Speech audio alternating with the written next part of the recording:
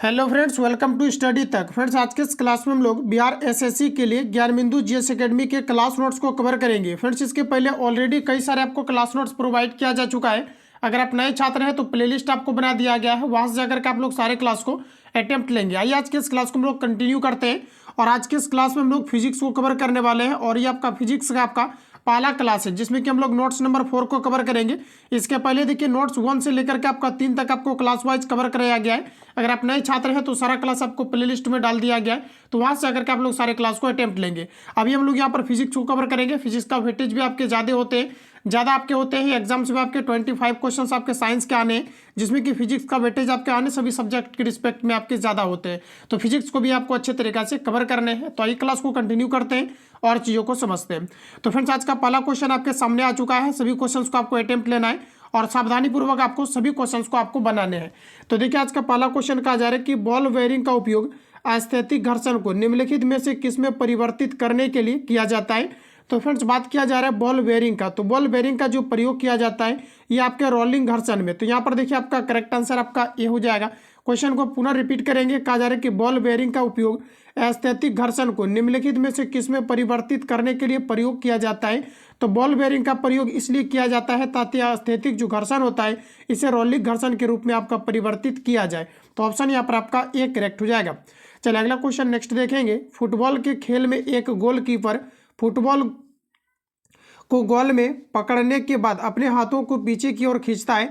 यह गोलकीपर को किस प्रकार सक्षम बनाता है। तो इसका देखिए आपका सही आंसर हो जाएगा संवेग परिवर्तन की दर को कम करके। तो ऑप्शन आपका ए करेक्ट हो जाएगा। साथियों, कई बार संवेग से रिलेटेड क्वेश्चन हमारा आता है, तो फॉर्मूला याद रखेंगे, पी बराबर आपका एम भी होता है, जबकि मोमेंटम यानी पीक की बात करेंगे एसआई मात्रा क्या होता है संवेग का, तो ये फ्रेंड्स आपका केजी मीटर पर सेकेंड होता है। तो ये सभी पॉइंट आपको यहाँ से जो है याद रखना है। चलिए अगला क्वेश्चन नेक्स्ट देखेंगे। अगला क्वेश्चन कहा जा रहा है निम्नलिखित में से किस ऊर्जा परिवर्तन में घर्षण बल शामिल होता है। देखिए जहाँ पर घर्षण बल होगा वहाँ पर निश्चित रूप से आपके उष्मा ऊर्जा आपके ऊपर जो है आपके परिवर्तित होता है। तो यहाँ पर देखिए आपका करेक्ट आंसर हो जाएगा गतिज ऊर्जा से उष्मा ऊर्जा में। तो यहाँ पर आपका ए करेक्ट हो जाएगा। अगला क्वेश्चन नेक्स्ट दोस्तों कि एक बस सीधे रास्ते पर चल रही है और अचानक दाईं ओर एक मोड़ लेती है, तो बस में बैठे यात्री पर क्या प्रभाव पड़ेगा। तो देखिए पहला कहा जा रहा है कि दाईं ओर झुक जाएगा, जो हमारा गलत है, क्योंकि जब भी कभी कोई बस दाईं ओर अगर टर्न लेती है तो व्यक्ति जो झुकते हैं ये आपके बाईं ओर। तो पहला आपका गलत है। अगला कहा जा रहा है आगे की ओर झुक जाएगी, तो दूसरा भी आपका गलत है। नेक्स्ट कहा जा रहा है बाईं ओर झुक जाएगी, तो ये हमारा दोस्तों आपका बिल्कुल करेक्ट दिया गया है। तो ऑप्शन यहाँ पर आपका सी करेक्ट हो जाएगा। क्लियर है। चलिए अगला क्वेश्चन की ओर चलते हैं। नेक्स्ट क्वेश्चन हमारा बोला जा रहा है कि वॉशिंग मशीन का सिद्धांत क्या है। सिंपल से यहाँ पर आपका क्वेश्चन पूछा गया है, जब केंद्र से बाहर की ओर बल लगता है इसे आप केंद्रन बल कहते हैं, जबकि केंद्र से भीतर की ओर लगेगा इसे अभिकेंद्रन बल कहेंगे। तो वॉशिंग मशीन का जो सिद्धांत है ये आपके अपकेंद्रन बल पर है। तो ऑप्शन यहाँ पर आपका सी सही है। चलिए अगला क्वेश्चन नेक्स्ट देखते हैं। कहा जा रहा है कि निम्न में से कौन सी सदिश राशि नहीं है। आंसर लगाइए आप सभी लोग। राइट आंसर आपका यहाँ पर क्या हो जाएगा। तो फ्रेंड्स, सदिश राशि की अगर यहाँ पर बात करी जाए तो ऑप्शन यहाँ पर आपका ए करेक्ट हो जाएगा। देखिए जो आपका है ये आपका स्केलर क्वांटिटी है, यानी कि फ्रेंड्स आपका अदिश राशि है। ध्यान रखेंगे अदिश आपका राशि है, यानी कि आपके जो गति है क्या है अदिश राशि है। तो ऑप्शन आपका यहाँ पर ए करेक्ट हो जाएगा। चलिए अगला क्वेश्चन नेक्स्ट का जा रहे हैं। गति को सर्वप्रथम किसने परिभाषित किया। गति को सर्वप्रथम परिभाषित करने वाले व्यक्ति हैं गैलीलियो। तो ये आपका यहाँ पर राइट हो जाएगा। अगला क्वेश्चन नेक्स्ट दोस्तों कहा जा रहे हैं यदि धरती की घूमने की गति बढ़ा दी जाए तो भूमध्य रेखा पर पिंड का वजन क्या होगा। आंसर लगाइए आप सभी लोग। राइट आंसर आपका क्या हो जाएगा। सभी क्वेश्चन में मैं खास करके आपको रिकमेंड करना चाहूँगा कि सभी क्वेश्चन में आपको अटेम्प्ट लेना है। देखिए यदि धरती घूमने की गति को अगर बढ़ा दिया जाए तो फ्रेंड्स इसका जो आपका हो जाएगा वजन, यानी वजन पूछा है तो वजन आपका घट जाएगा। तो बी आपका पर राइट हो जाएगा। साथ ही याद रखेंगे कि जो आपका जी का वैल्यू होता है ये 9.8 मीटर पर आपका सेकेंड स्क्वायर होता है। तो यहाँ पर कई बार आपका यूनिट भी पूछा जाता है, तो मीटर पर सेकेंड स्क्वायर होता है। तो बी आपका यहाँ पर करेक्ट है। अगला क्वेश्चन है कि सापेक्षता का सिद्धांत इनमें से किस वैज्ञानिक ने प्रस्तुत किया था। अपेक्षता का सिद्धांत इनमें से किस वैज्ञानिक ने प्रस्तुत किया था। तो देखिए आपका सही आंसर हो जाएगा स्टीफन हॉकिंस ने किया था। तो यहाँ पर आपका करेक्ट आंसर सी हो जाएगा। चलिए अगला क्वेश्चन नेक्स्ट देखते हैं। कहा जा रहा है कि यदि एक पंख एक रबड़ की गेंद और लकड़ी की गेंद को निर्वात में एक समान ऊंचाई से स्वतंत्रता पूर्वक गिराया जाए तो क्या होगा। देखिए जब भी कभी निर्वात में किसी वस्तु को गिराया जाता है तो इसका जो द्रव्यमान होता है इस पर किसी प्रकार का वेरिएशन नहीं होता है, ना तो दोस्तों इस पर किसी प्रकार का आपका डिपेंड करता है। निर्वात में जब किसी भी वस्तु को गिराया जाता है तो वहाँ पर हवा की मात्राएं नहीं होता है, वहाँ बिल्कुल आपका वैक्यूम होता है, जिस कारण से कोई भी पदार्थ गिराया जाए इसके मास चाहे अलग अलग क्यों ना हो तो ये आपके एक साथ ही आपके गिरते हैं। तो यहाँ पर आपका करेक्ट आंसर डी हो जाएगा। और ये बीएसएससी के एग्जाम में पूछा हुआ क्वेश्चन है आपका, जो आपके बीएसएससी सीजीएल का एग्जाम आपका कंडक्ट हुआ था। तो ध्यान रखेंगे यहाँ पर आपका करेक्ट आंसर आपका डी हो जाएगा। अगला क्वेश्चन नेक्स्ट कहा जा रहा है कि निम्नलिखित में से कौन सी मूल भौतिक राशि है। साथियों फंडामेंटल राइट्स की अगर बात करी जाए तो ये आपके टोटल आपका 7 होता है। इसके अंतर्गत आपका विद्युत धारा आ जाएगा, तो सी आपका यहाँ पर राइट हो जाएगा। बल का एसआई मात्रक की अगर बात करेंगे तो ये आपका न्यूटन होगा। वेग का आपका दोस्तों मीटर पर सेकेंड होता है। विद्युत धारा का आपका एम्पियर होता है और कार्य का आपका जूल होता है। क्लियर हो गया। चलिए आगे बढ़ते हैं। अगला क्वेश्चन नेक्स्ट का जा रहा है प्रकाश वर्ष मात्रक है। यहाँ से कई बार क्वेश्चन आता है एक लाइट ईयर बराबर कितना होता है। तो फ्रेंड्स याद रखेंगे ये 4.946 इंटू 10⁻15 आपके मीटर के इक्वल होता है। तो ये चीज़ें आपको याद रखना है। प्रकाश वर्ष प्रकाश द्वारा एक वर्ष में तय की गई दूरी प्रकाश वर्ष है। दो खगोलीय पिंडों के बीच की दूरी का मापांक प्रकाश वर्ष कहलाता है। दूरी का सबसे बड़ा जो यूनिट होता है ये आपका पारसेक होता है। ध्यान रखेंगे क्या होता है, ये आपका पारसेक होता है। अब देखिए क्वेश्चन में कहा जा रहा है प्रकाश वर्ष क्या है, तो ये आपका दूरी का मात्रक है, तो सी आपका करेक्ट हो जाएगा। अगला क्वेश्चन दोस्तों कहा जा रहा है कि दाब का मात्रक क्या है। चले आंसर बताएंगे आप सभी लोग। राइट आंसर आपका क्या हो जाएगा, दाब का मात्रक क्या है। तो सिंपल सा आपका क्वेश्चन पूछा गया है। दाब का मात्रक देखिए आपका यहाँ पर दिया गया है। दाब का मात्रक इनमें से आपका कोई नहीं हो जाएगा, क्योंकि जो दाब का मात्रक होता है ये आपका दोस्तों पास्कल होता है। क्या होता है, पास्कल होता है। इसी को आपका लिखा जाता है न्यूटन पर मीटर स्क्वायर। अब आपको लग रहा होगा कि यहाँ पर केजी दिया है, तो आपका हो सकता है ये बिल्कुल नहीं, क्योंकि दोस्तों न्यूटन को अगर आप जो लिखेंगे तो ये आपका हो जाता है केजी मीटर पर सेकेंड स्क्वायर। अगर यहाँ पर देखिए आपको पुनः आपको सेकेंड आपका स्क्वायर दिया गया है, इसके नहीं नीचे कुछ तो आपका एक है और ये आपको ऊपर जाएगा तो कट जाएगा। फिर भी इसको कैलकुलेट करने के बाद कोई भी ऑप्शन आपका मैच नहीं करेगा। तो इस प्रकार से हमारा यहाँ पर ये आपका राइट हो जाएगा। अगला क्वेश्चन नेक्स्ट है कि निम्नलिखित में से अगला क्वेश्चन फ्रेंड्स कहा जा रहा है कि निम्नलिखित में से कौन सा अदिश राशि है, ये आपको यहाँ पर बताना है। चलिए आंसर करिए। इसका राइट आंसर आपका क्या होगा। अदिश राशि की अगर बात करेंगे तो आपका सही आंसर हो जाएगा दाब। इसके अलावा बल की बात करें या फिर वेग की बात करें या त्वरण का, तो ये सभी आपका वेक्टर क्वांटिटी है, ध्यान रखेंगे। तो यहाँ पर आपका जो है बी करेक्ट है। अगला क्वेश्चन नेक्स्ट है कि निम्नलिखित में से किस राशि का मात्रक नहीं है। फ्रेंड्स प्रतिबल का मात्रक होता है पास्कल। इसके अलावा बल का एसआई मात्रक होता है न्यूटन। दाब का भी एसआई मात्रक होता है पास्कल।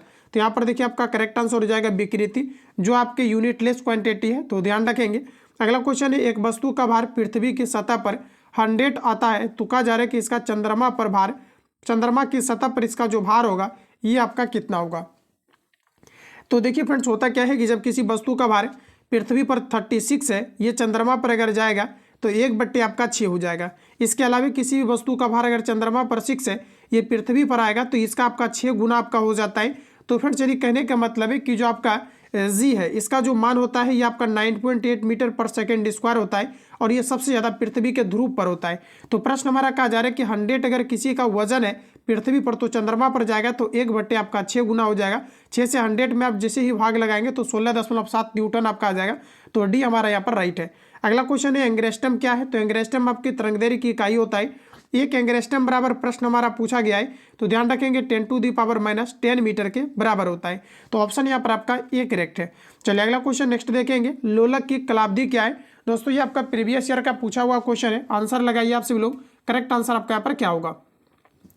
तो लोलक जो फ्रेंड्स आपका होता है ये मुख्य रूप से आपके लंबाई पर आपका डिपेंड करता है, लेंथ पर डिपेंड करता है। तो कई बार प्रश्न आपके पूछे जाते हैं जब किसी लोलक को चंद्रमा पर लेकर के जाया जाता है तो इसमें क्या प्रभाव देखने को मिलेगा। तो ये आपका सुस्त हो जाएगा, या फिर गर्मी के दिनों में लोलक सुस्त क्यों हो जाता है, क्योंकि दोस्तों गर्मी के दिनों में धातु एक्सपेंस करता है, यानी लंबाई में वृद्धि होती है, जिस कारण से ये आपका धीमी हो जाती है। तो यहाँ पर देखिए आपका लंबाई पर ही आपका डिपेंड करता है। तो यहाँ पर हमारा करेक्ट आंसर हो जाएगा लंबाई पर, बी आपका यहाँ पर राइट हो जाएगा। अगला क्वेश्चन नेक्स्ट देखेंगे G2 बराबर कितना होता है। चलिए आंसर बताइए। राइट आंसर आपका यहाँ पर क्या होगा। देखिए फ्रेंड्स अगर G2 की बात किया जाए तो हमारा करेक्ट आंसर हो जाएगा 10⁻⁻21 होता है। तो यहाँ पर आपका सी करेक्ट हो जाएगा। चलिए अगला क्वेश्चन नेक्स्ट देखेंगे। कहा जा रहा है कि पेंडुलम घड़ी की समावधि दोलन किस प्रकार से होती है। पेंडुलम घड़ी की जो समावधि होती है ये आपके किस प्रकार की होती है। तो देखिए हमारा यहाँ पर करेक्ट आंसर हो जाएगा ऑप्शन आपका बी, ये आपका 2 सेकेंड आपका करेक्ट आंसर हो जाएगा। डायरेक्ट आप इसको याद रखने का प्रयास करेंगे। अगला क्वेश्चन नेक्स्ट है। कहा जा रहा है एक क्षैतिज वृत्त में अस्थिर चाल से घूम रहे पिंड के लिए निम्नलिखित में से कौन सा स्थिर रहेगा। तो देखिए यहाँ पर हमारा करेक्ट आंसर हो जाएगा आपके गतिज ऊर्जा स्थिर रहेगा। गतिज ऊर्जा का फॉर्मूला होता है हाफ mv²। यहाँ से कई बार आपके न्यूमेरिकल पूछा गया है, तो डी आपका यहाँ पर राइट हो जाएगा।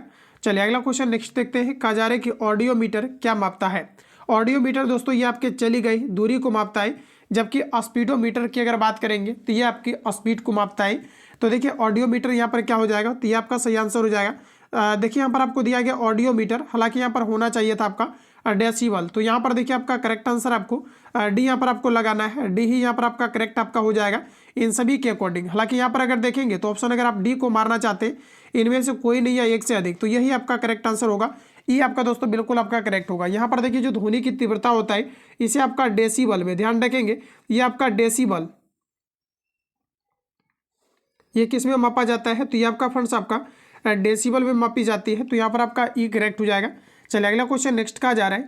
अगला क्वेश्चन हमारा दिया गया है कि यदि बल को न्यूटन में और दूरी को मीटर में प्रदर्शित किया जाए तो किए हुए कार्य को प्रदर्शित किया जाएगा। यदि बल को न्यूटन में और दूरी को मीटर में प्रदर्शित किया जाए तो किए हुए कार्य को प्रदर्शित किया जाएगा। तो हमारा यहाँ पर करेक्ट आंसर हो जाएगा जूल में। ध्यान रखेंगे आपका सही आंसर हो जाएगा जूल में। ऑप्शन आपका ए करेक्ट हो जाएगा। यहाँ से देखिए नेक्स्ट क्वेश्चन आपका यहाँ से एनसीईआरटी आपको दिया गया है, आप इसको बनाइए और बताइए आप सभी लोग। चलिए यहाँ पर देखिए कहा जा रहा है कि यदि कोई वस्तु अनंत पर फिसल रही है तो वस्तु की गति क्या होगी। तो फ्रेंड्स बताइए राइट आंसर आपका यहाँ पर क्या हो जाएगा, वस्तु की गति क्या होगी, ये आपको यहाँ पर पूछा जा रहा है। तो देखिए हमारा यहाँ पर करेक्ट आंसर हो जाएगा ऑप्शन आपका सी, ये आपका सरल रेखीय गति होगा। तो सी आपका यहाँ पर सही हो जाएगा। नेक्स्ट क्वेश्चन कहा जा रहा है कि प्रक्षेप गति का उदाहरण है। प्रक्षेप गति की अगर दोस्तों बात करेंगे तो ये देखिए जो रॉकेट आपका छोड़ा जाता है ये आपके प्रक्षेप गति का उदाहरण है, अंतरिक्ष में छोड़ा गया रॉकेट। इसके अलावा फ्रेंड्स कोई भी वस्तु को कितना डिग्री एंगल पर प्रक्षेपित किया जाए ताकि वो ज़्यादा से ज़्यादा डिस्टेंस को कवर करे, तो ये आपका हो जाएगा 45 डिग्री। चलिए नेक्स्ट क्वेश्चन हमारा दिया गया है कि निम्नलिखित में से असंगत युग्म को बताना है। आइए देख लेते हैं हम लोग असंगत युग्म कौन सा दिया गया है। पहला दिया गया है वृत्तीय गति, पृथ्वी के परितः चंद्रमा की गति, ये हमारा सही हो जाएगा। नेक्स्ट कहा जा रहा है कि आवर्ती गति, घड़ी के दोलन की गति, सही दिया गया है। सरल रेखीय गति, नदी का प्रवाह, बिल्कुल सही दिया गया है। इनमें से कोई नहीं आपका यहाँ पर करेक्ट आंसर हो जाएगा, यानी कि हमारा डी करेक्ट है। अगला क्वेश्चन है कि असंगत युग्म का चयन करें। चलिए आंसर लगाइए आप सभी लोग। राइट आंसर आपका क्या हो जाएगा, निम्न में से कौन सा असंगत दिया गया। तो पहला है दौड़ते धावत के हाथों की गति, आवर्ती गति, जो कि फ्रेंड्स आप यहाँ बिल्कुल आपका करेक्ट दिया गया है। अगला की अगर यहाँ पर बात करेंगे तो नेक्स्ट हमारा कहा जा रहा है कि मार्च पास्ट करते सैनिक की गति आवर्ती गति है, तो बिल्कुल हमारे यहाँ पर सही दिया गया है। यहाँ पर देखिए कहा जा रहा है कि लट्टू का अपने अक्ष पर घूमना, ये दिया गया घूर्णन गति, ये भी करेक्ट दिया गया है। अगला कहा जा रहा है कि बहती नदी सरल रेखीय गति, तो ये भी देखिए यहाँ पर आपका करेक्ट है। लेकिन यहाँ पर देखिए दोस्तों कहा जा रहा है कि कौन सा असंगत है, तो यहाँ पर आपका करेक्ट आंसर आपको डी मारने हैं, क्योंकि यहाँ पर आपको सबसे जो सटीक लग रहा है वो आपको यहाँ पर आंसर हिट करना है। मुझे पता है कि आप सभी लोग यहाँ पर गलत किए होंगे, क्योंकि जो बहती नदी का गति होता है ये सरल रेखीय गति बिल्कुल आपका संभव नहीं हो पाता है, लेकिन ये ऑप्शन के अकॉर्डिंग आपको लगाना है। तो यहाँ पर आपका करेक्ट आंसर आपका डी हो जाएगा, क्योंकि इसके पहले ऊपर में हम लोगों ने जो है इसको सही किया हुआ था, लेकिन यहाँ पर आपको करना है गलत। चलिए अगला क्वेश्चन नेक्स्ट देखते हैं। कहा जा रहा है कि कौन सा उदाहरण आवर्ती गति का नहीं है, ये आपको पर बताना है। तो देखिए दोस्तों हमारा यहाँ पर करेक्ट आंसर हो जाएगा ऑप्शन आपका सी, नदी धारा की जो प्रवाह है ये आपके आवर्ती गति नहीं है, तो सी आपका यहाँ पर राइट हो जाएगा। चलिए अगला क्वेश्चन नेक्स्ट कहा जा रहा है एक समान त्वरण का उदाहरण है। एक समान त्वरण तब होता है जब कोई वस्तु वृत्तीय मार्ग पर गतिमान रहती है। तो यहाँ पर देखिए आपका करेक्ट आंसर हो जाएगा आयताकार पथ पर चक्कर लगाता हुआ मनुष्य, इसमें भी आपका एक समान त्वरण होगा। तो यहाँ पर देखिए आपका सी करेक्ट हो जाएगा। क्लियर है। चलिए अगला क्वेश्चन की ओर चलते हैं दोस्तों। नेक्स्ट क्वेश्चन है कि कौन सा उदाहरण संपर्क बल कहलाता है, बताइए आप लोग। राइट आंसर यहाँ पर आपका क्या होगा, कौन सा वर्ग संपर्क बल कहलाता है। तो हमारा करेक्ट आंसर हो जाएगा पेशिये, ये आपका पर राइट हो जाएगा। चलिए अगला क्वेश्चन नेक्स्ट दिया गया है निम्नलिखित कथनों पर अध्ययन कीजिए तथा औसत कथन का चयन करें। तो फ्रेंड जैसा कि ऑप्शन आपके सामने दिया गया है, आंसर लगाइए आप सभी लोग। राइट आंसर आपका क्या हो जाएगा। तो देखिए पहला है कि बल गतिशील व अस्थिर दोनों की स्थिति में परिवर्तन कर सकता है। तो पहला स्टेटमेंट हमारा यहाँ पर देखेंगे तो आपका सही दिया गया है। घर्षण बल के कारण नदियों में पानी नीचे की ओर बढ़ता है, जो बिल्कुल हमारे यहाँ पर सही नहीं है, तो बी आपका पर राइट हो जाएगा। नेक्स्ट क्वेश्चन हमारा है असंगत युग्म को चुनिए। पहला है कि कंबल को पीटने से धूल कणों का अलग होना विराम का जड़त्व, बिल्कुल हमारा यहाँ पर सही दिया गया है। अगला क्वेश्चन की ओर चलते हैं। कहा जा रहा है कि बस के अचानक चलने पर उसके यात्री पीछे की ओर विराम का जड़त्व, बिल्कुल आपका सही दिया गया है। अगला है कि बस के मुड़ने पर यात्रियों का बाहर की ओर झुकना, ये दिशा का जड़त्व है। तो और देखिए अगला कहा जा रहा है कि डाल को हिलाने पर फल का दिशा, कहा जा रहा है कि फल दिशा का जड़त्व है।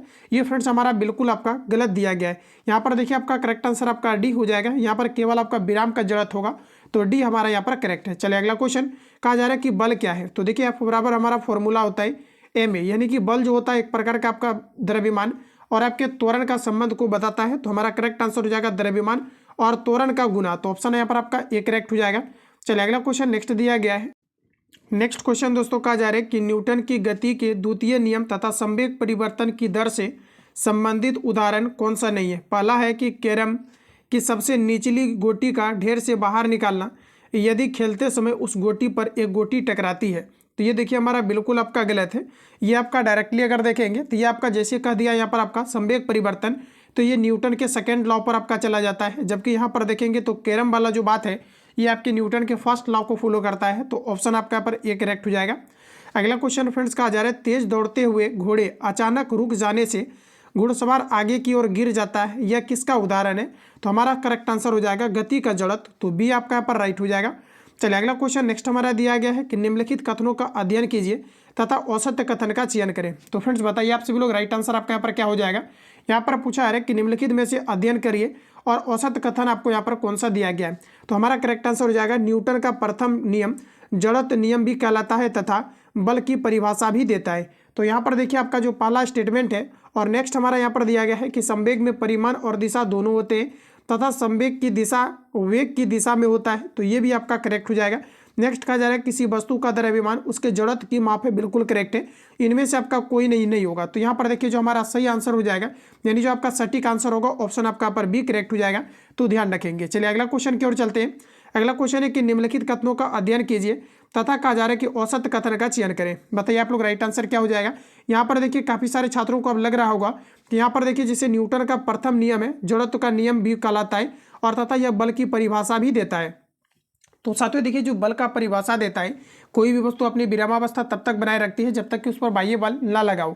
ये देखिए आपका बल की परिभाषा को इंडिकेट आपका नहीं करता है ऑप्शन के अकॉर्डिंग, क्योंकि जो आंसर आपका माना गया है ज्ञानबिंदु जीएस एकेडमी की तरफ से यहाँ पर आपके बी को माना गया है, इसलिए मैंने यहाँ पर आपको बी कराया है जो कि आपका सटीक नहीं है। तो यहाँ पर आपका बी करेक्ट हो जाएगा। बाकी इस क्वेश्चन को मैं चेक करके कमेंट बॉक्स में पिन करूंगा कि ये आपका सही है फिर आपका गलत है, क्योंकि कन्फ्यूजन यहाँ पर आपका निश्चित रूप से आपका है। तो यहाँ पर देखिए आपका बी करेक्ट हो जाएगा। ऐसे में देखेंगे आप सभी लोग, हालांकि अगर देखा जाए तो एफ बराबर जो आपका फॉर्मूला होता है ये आपका एम ए होता है। तो ये कहीं ना कहीं न्यूटन का जो फर्स्ट लॉ होता है इसको भी ये रिप्रेजेंट करता है। तो इस कारण से इसको यहाँ पर थोड़ा सा हम लोग यहाँ पर होल्ड करेंगे, ठीक है। चलिए अगला क्वेश्चन नेक्स्ट हम लोग देखते हैं। कहा जा रहा है कि निम्नलिखित कथनों का अध्ययन कीजिए तथा औसत कथन का चयन करें।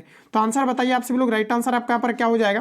कहा जा रहा है कि निम्नलिखित कथनों का अध्ययन करें और औसत कथन का यहाँ पर आपको चयन करना है। कौन सा आपका औसत दिया गया है। तो दोस्तों कहा जा रहा है कि क्रिया और प्रतिक्रिया बल एक ही वस्तु पर कार्य करता है। तो ये हमारा गलत है, क्योंकि क्रिया और प्रतिक्रिया बल न्यूटन का आपका थर्ड लॉ है जो कि दोस्तों अलग अलग वस्तु पर कार्य करते हैं। जैसे बंदूक के द्वारा जब गोली को छोड़ी जाती है तो जितनी तेजी से गोली आगे की ओर निकलता है उतनी ही तेजी से बंदूक के जो पिस्टल होते हैं इस पर ये घात करते हैं। तो यानी एक दूसरे वस्तु पर देखेंगे विपरीत दिशा में और अलग अलग वस्तु पर कार्य करता है। तो यहाँ पर दिया गया एक ही वस्तु पर, इस कारण से हमारा बी गलत हो जाएगा।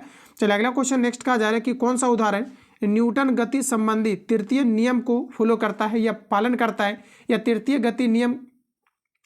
नियम गति करना का है, ये आपको पर बताना है। तो पहला दिया गया है कि बंदूक से गोली छूटने पर कहा जा रहा है कि बंदूक पीछे की ओर आना। तो ये हमारा देखिए आपका बिल्कुल आपका करेक्ट है। नेक्स्ट फ्रेंड्स कहा जा रहा है कि सड़क पर पैदल चलना। तो ये हमारा देखिए आपका गलत हो जाएगा। अगला सॉरी ये भी आपका सही हो जाएगा। अगला कहा जा रहा है कि नाविक का नाव से कूदना। तो ये भी हमारा थर्ड लॉ को इंडिकेट करता है। तो यहाँ पर आपका करेक्ट आंसर हो जाएगा एक से अधिक। अगला क्वेश्चन नेक्स्ट देखते हैं। कहा जा रहा है कि निम्नलिखित में से कौन सा उदाहरण न्यूटन गति के तृतीय नियम से संबंधित है। तो बताइए आप लोग, राइट आंसर आपका यहाँ पर क्या हो जाएगा। तो यहाँ पर देखिए हमारा तृतीय गति नियम की अगर दोस्तों बात करेंगे तो देखा गया है कि मेज पर रखी पूरी पुस्तक, ये आपका गलत है। तैराकी करना न्यूटन के सेकंड थर्ड लॉ को फॉलो करता है। थप्पड़ मारना आपका थर्ड लॉ को फॉलो करता है। तो यहाँ पर आपका करेक्ट आंसर आपका डी हो जाएगा। चलिए अगला क्वेश्चन नेक्स्ट देखेंगे। रॉकेट अथवा गैस के गुब्बारे या हॉट एयर बैलून का ऊपर की ओर बढ़ना किसका उदाहरण है। चलिए आंसर लगाइए आप लोग, राइट आंसर क्या हो जाएगा। तो फ्रेंड्स हमारा करेक्ट आंसर हो जाएगा गति का तृतीय नियम, ये आपका यहाँ पर राइट हो जाएगा। नेक्स्ट क्वेश्चन हमारा दिया गया है कि कौन सा उदाहरण अभिकेंद्री बल से संबंधित है। जब केंद्र की ओर बल लगेगा तो इसे अभिकेंद्री बल कहा जाता है। तो बताइए आप सभी लोग, राइट आंसर क्या होगा। साइकिल सवार का वृत्तीय मोड़ पर मुड़ना ये अभिकेंद्री बल है। सूर्य के चारों ओर किसी ग्रह का गति करना अभिकेंद्री बल है। इलेक्ट्रॉन के नाभिक के परितः गतिमान करना ये भी फ्रेंड्स आपका अभिकेंद्री बल है। तो यहाँ पर आपका करेक्ट आंसर हो जाएगा ऑप्शन डी। इनमें से सभी आपका करेक्ट दिया गया है। चलिए अगला क्वेश्चन नेक्स्ट का जा रहा है कि निम्नलिखित कथनों का अध्ययन कीजिए तथा गलत कथन का चयन करें। बताइए आप लोग राइट आंसर आपका क्या हो जाएगा, इनमें से कौन सा यहाँ पर आपका गलत दिया गया है। तो पहला दोस्तों यहाँ पर आपको कहा जा रहा है कि एक घुर जो है पूर्णतः घर्षणहीन पृष्ठ खड़ा एक व्यक्ति सीटी बजाने से स्वयं में गति ला सकता है। तो आपको ये बताना है कि निम्न में से कौन सा आपका गलत दिया गया है। क्लियर है, कौन सा गलत दिया गया है ये आपको पर बताना है। तो ये हमारा दोस्तों आपका सही है। अगला कहा जा रहा है कबड्डी व कुश्ती के खिलाड़ी शरीर पर रगड़कर घर्षण को बढ़ा देता है। तो यहाँ पर देखिए कहा जा रहा है कि घर्षण को बढ़ा देता है। तो दोस्तों घर्षण को ये बढ़ा नहीं देता है बल्कि ये घर्षण को क्या करता है, कम कर देता है। तो ध्यान रखेंगे आप सब लोग। तो ये हमारा यहाँ पर जो है आपका बिल्कुल आपका सही दिया गया है। अगला कहा जा रहा है कि द्रवों व गैसों में उत्पन्न घर्षण को कहा जा रहा है कि घर्षण को कर्षण कहा जाता है। तो इनमें से देखिए यहाँ पर आपका करेक्ट आंसर जो हो जाएगा इनमें से आपका कोई नहीं होगा। ध्यान रखेंगे ऑप्शन आपका डी करेक्ट हो जाएगा। चलिए अगला क्वेश्चन नेक्स्ट देखते हैं। कहा जा रहा है कि निम्नलिखित कथनों का अध्ययन कीजिए तथा औसत कथन का चयन करें। बताइए आप लोग राइट आंसर क्या हो जाएगा, निम्नलिखित में से कौन सा बताना है आपको, औसत आपको दिया गया है। चलिए आंसर लगाइए आप लोग राइट आंसर क्या हो जाएगा। तो देखिए सर्पी घर्षण का नाम अस्थैतिक घर्षण में अधिक होता है। तो ये फ्रेंड्स हमारा यहाँ पर गलत दिया गया। देखिए जो सर्पी घर्षण होता है कहा जा रहा है कि अस्थैतिक घर्षण में अधिक होता है, ये आपका गलत है। तो सी आपका पर राइट हो जाएगा। अगला क्वेश्चन है कि अपकेंद्री बल उदाहरण कौन सा हो सकता है। अपकेंद्री बल यानी केंद्र की ओर बार जो है बल, इनमें से किसमें आपका लग सकता है बताइए। राइट आंसर यहाँ पर आपका क्या होगा। तो देखिए यहाँ पर अगर राइट आंसर की बात करी जाए तो दिया गया यहाँ पर आपका गोलाकार घूमने वाले झूले में घूमते समय बाहर गिरने का भय। तो यहाँ पर देखिए गोलाकार जब कोई व्यक्ति झूले में गिरता है तो ये बाहर की ओर बल लगता है, इसलिए इसे हम लोग कहेंगे अपकेंद्री बल। तो पहला स्टेटमेंट करेक्ट है। नेक्स्ट दिया गया है कि दूध डेयरी पर दूध से क्रीम का निकालना, ये अपकेंद्री बल का उदाहरण है। मौत की दीवार दिया गया है, ठीक है, कहा जा रहा है कि मौत की दीवार। तो देखिए दोस्तों अगर मौत की दीवार की अगर बात करी जाए, मौत की दीवार, तो यहाँ पर देखिए कहा जा रहा है कि मौत की दीवार, ठीक है, इसमें बाहर किधर की ओर लगेगा आपका मौत की दीवार, यानी मौत की कुआं आप बोल सकते हैं। तो इसमें भी आपका कहाँ पर लगेगा, तो ये आपका लगेगा बाहर की ओर। किधर लगेगा बल आपका बाहर की ओर। तो यहाँ पर आपका करेक्ट आंसर हो जाएगा उपर्युक्त में से एक से अधिक। ऑप्शन आपका यहाँ पर डी करेक्ट हो जाएगा।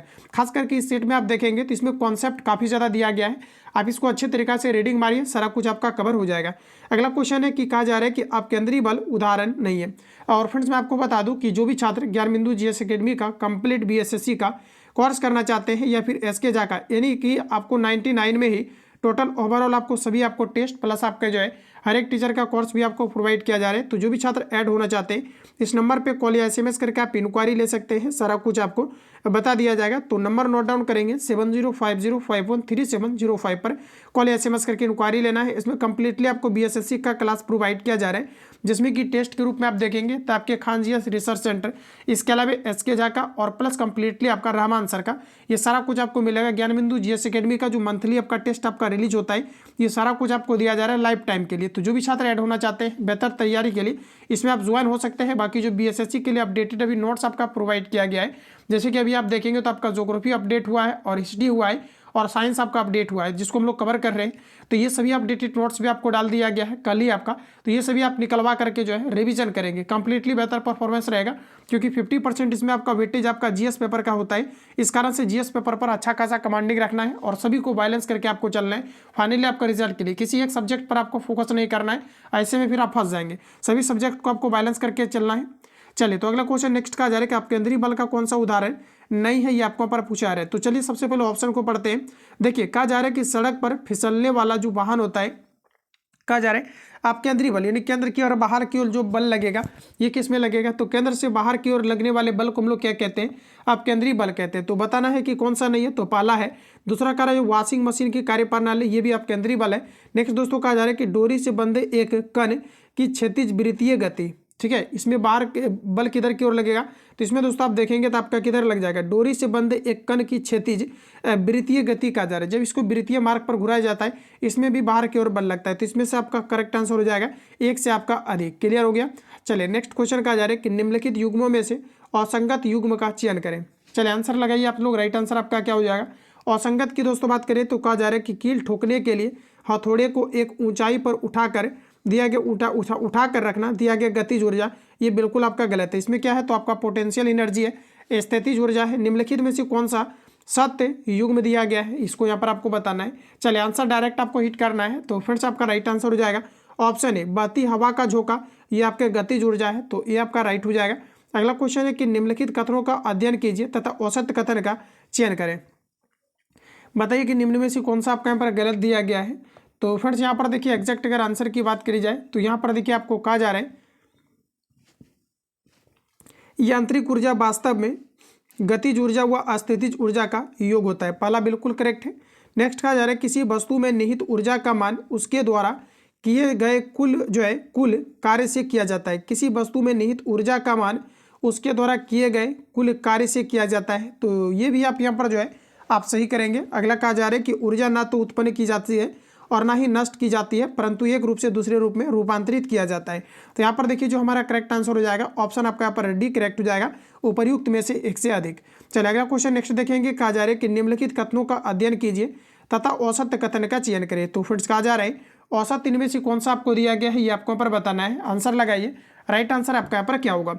तो फ्रेंड्स यहाँ पर देखिए आपको दिया गया है कि वस्तु का अधिक द्रव्यमान गतिज ऊर्जा को कम कर देता है, तो ये आपका बिल्कुल आपका गलत है, क्योंकि हमारा जो फॉर्मूला होता है हाफ एम बी स्क्वायर होता है, तो द्रव्यमान इसमें जितना ज़्यादा होगा गतिज ऊर्जा का मान उतना ज़्यादा होगा, तो सी आपका यहाँ पर गलत दिया गया है। कहा जा रहा है यहाँ पर आपका कम हो जाता है, इस कारण से हमारा गलत है। अगला है कि कौन सा बल असंरक्षी बल है, ये आपको पर बताने। असंरक्षी बल की बात करी जाए तो बताइए आप लोग राइट आंसर क्या होगा। तो पहला देखिए दिया गया कि अस्थिर विद्युत बल असंरक्षी बल है, गुरुत्वाकर्षण भी असंरक्षी बल है, विद्युत चुंबकीय बल असंरक्षी है, उपर्युक्त में से एक से अधिक, तो डी आपका पर राइट हो जाएगा। अगला क्वेश्चन है कि कौन सा संरक्षी बल है, चलिए आंसर लगाइए। और संरक्षी बल की अगर दोस्तों बात करेंगे तो हमारा करेक्ट आंसर हो जाएगा गुरुत्वीय बल।